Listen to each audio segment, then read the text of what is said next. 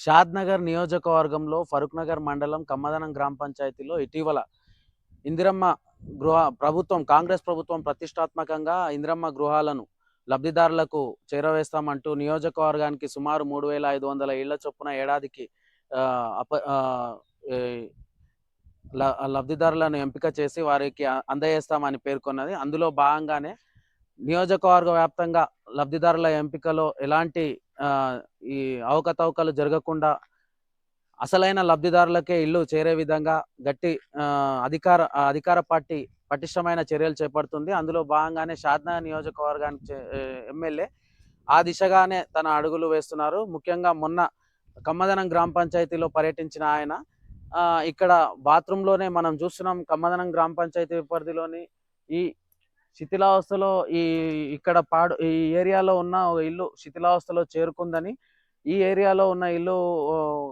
గతంలో ప్రభుత్వంలో ఆహ్, కూలిపోవడానికి సిద్ధంగా ఉన్న ఇళ్లను కూల్చే క్రమంలో ఈ ఇల్లుని ఇక్కడ ఉన్న సర్పంచ్ తొలగించారు. ఆ సమయంలో అక్కడ నివసిస్తున్న మహిళ కాస్త ఆమెకు ఇల్లు కోల్పోవడంతోనే వారి బంధువుల ఇల్లు కొంతకాలం నివసించింది. అనంతరం కొంచెం ఆమెకు మతిస్థిమితం కూడా లేనట్టయితే మనకు తెలుస్తుంది. ముఖ్యంగా ఆమె నా ఇంట్లోనే నేను ఉంటానంటూ తన ఇంటి వద్ద ఉన్న చిన్న బాత్రూమ్ కని అప్పట్లో నిర్మించుకున్న గృహంలోనే నేను నివసిస్తానంటూ ఆమె ఆమె గృహం వద్దనే ఉంటానని 3 నెలలు గత కొంతకాలంగా ఇక్కడనే నివసిస్తూ ఉంది. ముఖ్యంగా ఆమె పరిస్థితిని మనం చూసుకోవచ్చు. ఇక్కడనే బయట ఆమె స్నానం చేస్తుందని చూస్తుంటే ఆమె పరిస్థితిని మనం ఈ ఈ ఈ ప ఇక్కడ ఉన్న పరిస్థితులను చూస్తే మరీ దయనీయంగా ఉంది. ఈ ఈ పరిస్థితులను తెలుసుకున్న ఎమ్మెల్యే ఈ గ్రామంలో పర్యటిస్తున్న క్రమంలో ఆమె ఇంటిని సైతం సందర్శించారు. అక్కడ పరిస్థితులను గమనించిన ఆయన వెంటనే ఆమెకు ఖచ్చితమైన భరోసా అయితే కల్పించారు. భవిష్యత్తులో ఈ గ్రామంలో అయితే ఎంతమంది లబ్ధిదారులు ఉన్నారో వారందరికీ ఖచ్చితంగా ఇందిరమ్మ ఇళ్లను వీళ్ళకి అప్పజెప్పి వాళ్ళ బాగోగులు చూసే బాధ్యత తనదిగా తాను పేర్కొన్నారు.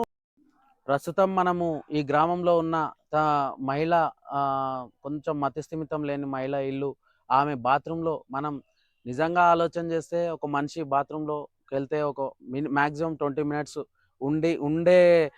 ఉండి బయటికి వచ్చేస్తారు తప్పితే ఆమె సుమారుగా గత కొంతకాలంగా బాత్రూమ్ తరహాలో ఉన్న చిన్న రూమ్‌లోనే ఆమె జీవనం సాగిస్తుంది. మనం ఆ ఇల్లును చూసే ప్రయత్నం చేద్దాం.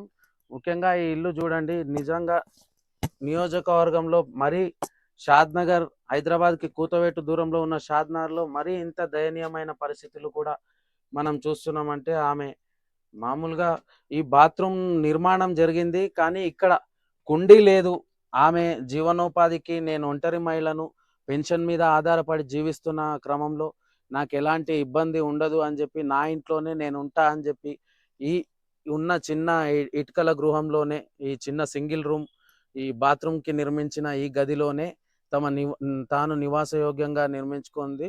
ఇప్పుడు ఈ మహిళ మన ముందు ఉంది. ఈమె ఇక్కడే స్నానం చేసుకుంటూ ఇక్కడే తన వస్తువులనంతా బాసనలను తను రోజు వాడుకునే అన్ని అవసరాలను ఇక్కడనే తీర్చుకొని ఇక్కడనే ఆవాసంగా మార్చుకుంది. మనం చూడొచ్చు ఇక్కడ ఉన్న మొత్తం ఈ భవనం అంతా పా పురా పాడుపడడంతోనే అప్పుడు గత ప్రభుత్వంలో ఈ భవనాన్నంతా శిథిలావస్థకు చేరడంతోనే ప్రమాదాలు పొంచి ఉన్నాయని చెప్పి గత ప్రభుత్వంలోనే పాడుపడ్డ గృహాలను కూల్చేయడం జరిగింది. అందులోనే ఈమె ఈ గృహాన్ని కోల్పోయింది.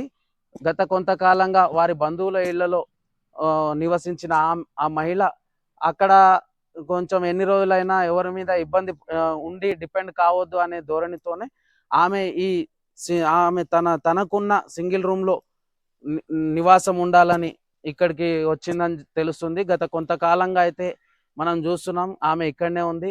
మొన్న పర్యటించిన ఇందిరమ్మ గృహాలు అందిస్తామని అధికార పార్టీ కాంగ్రెస్ లబ్ధిదారులకు ఖచ్చితమైన భరోసా, అర్హులైన ఖచ్చితమైన లబ్ధిదారులకు ఇల్లు అప్పజెప్తామని అన్ని అర్హులు ప్రతి ఒక్కరు ఏ ఇబ్బంది లేకుండా రాష్ట్రంలో సంతోషంగా ఉండే దిశగానే తమ ప్రభుత్వం ప్రయత్నాలపై ఫోకస్ పెట్టిందని, అందులో భాగంగానే నియోజకవర్గంలో ఎమ్మెల్యే శంకర్ ప్రతిష్టాత్మకంగా ఇందిరమ్మ గృహాల లబ్ధిదారులకు అప్పచెప్పే విధంగా ఆయన ప్రయత్నాలను చేస్తున్నారు.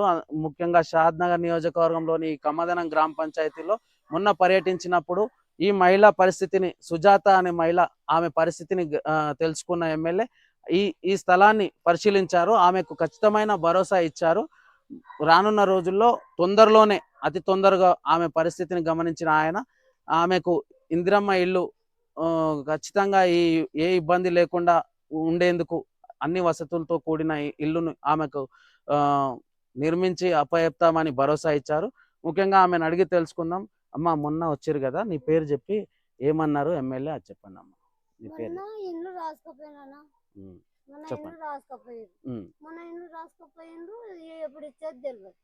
నువ్వు ఎన్ని రోజుల నుంచి ఉంటున్నావు అమ్మా ఇక్కడ ఈ రూమ్ లో? సంవత్సరం నుంచి. ఇప్పుడు ఈ ఈ ఏరియా అంతా మీదేనమ్మా ఇక్కడ ఉన్నది? ఇది ఎప్పుడు కూలగొట్టిరు? తర్వాత సర్పంచ్ వచ్చినా మాకు ఇల్లు కట్టియలేదు. ఇప్పుడు ఎమ్మెల్యే ఏం భరోసా ఇచ్చిండమ్మా?